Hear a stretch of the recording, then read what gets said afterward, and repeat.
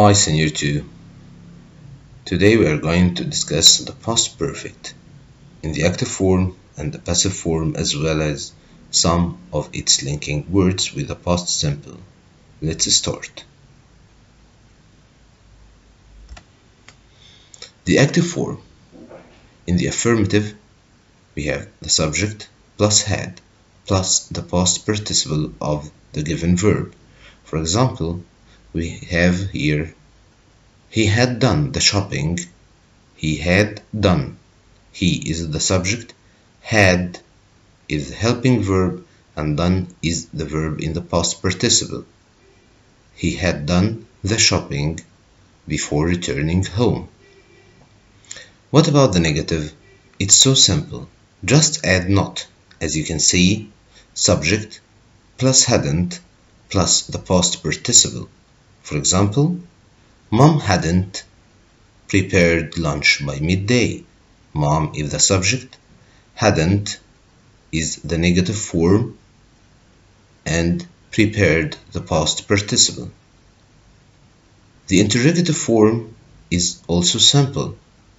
Just start with had plus the subject, the past participle, and don't forget to put the question mark. For example, had he done the shopping before returning home? Let's move to the passive form. In the affirmative, we have object plus had plus been plus the past participle. For example, lunch had been prepared. We can use also by plus the subject. For example, lunch had been prepared by mom. What about the negative? So simple, just add not. Object plus hadn't plus been plus the past participle of any given verb. For example, lunch hadn't been prepared. Lunch hadn't been prepared. The interrogative, like the active, start with had. What is the difference? Instead of the subject, put the object. Had plus object plus been plus the past participle and the question mark, of course. For example, had the lunch been prepared? Okay. Now, linking words with past perfect. Not all of them, but just some of them we're going to discuss today. We have after. What comes after? After had, the subject, and the past participle. The second part of the sentence, the subject and the past simple. For example, after she had prepared lunch, she watched a film. After she had prepared lunch, she watched a film. As you can see, the first part consists of after, the subject, had, and the past participle of the verb. What about the second part? The subject and the past simple, as you can see in watched. Can we put after in the middle of the sentence? Yes, of course. But start with subject plus past simple. What comes after? After subject plus had plus the past participle. For example, she had watched a film. She had watched a film. After what? She had prepared lunch. So she watched a film after she had prepared lunch.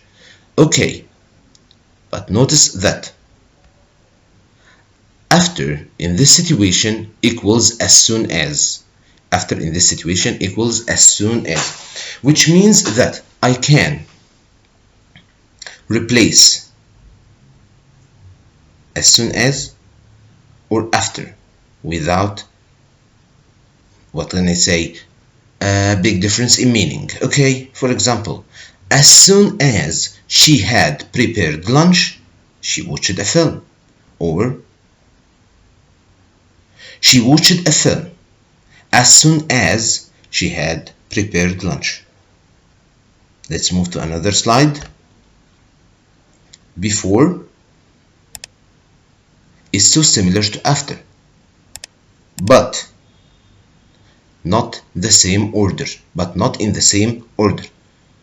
As you can see, before the subject and the past simple, before subject and the past simple, and the second part of the sentence is the subject plus had plus the past participle.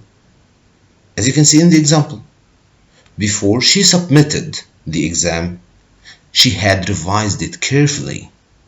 So before, then the subject, then the verb in the past simple. In our example here, it's submitted, and the second part had plus the past participle.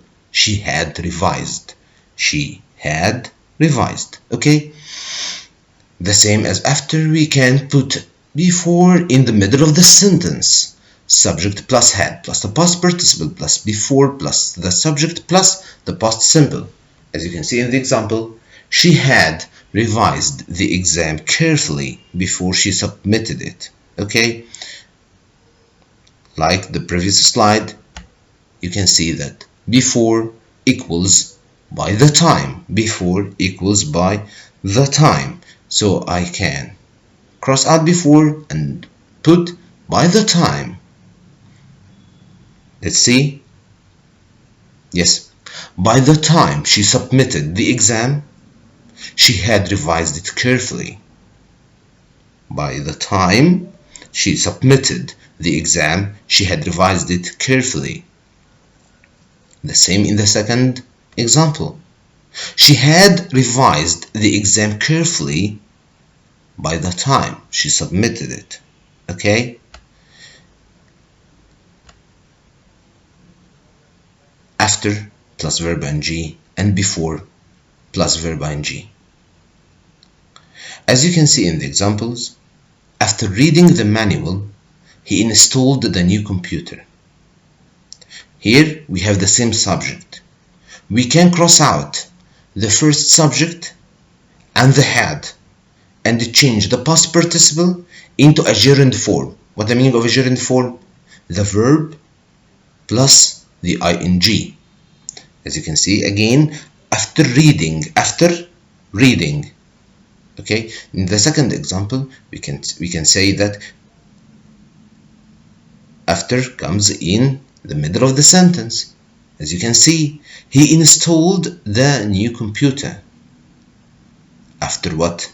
After reading the manual. After reading the manual. The same idea. Before works just like after in this situation. How? I'm going to cross out the past simple and the subject and put the verb in the gerund form.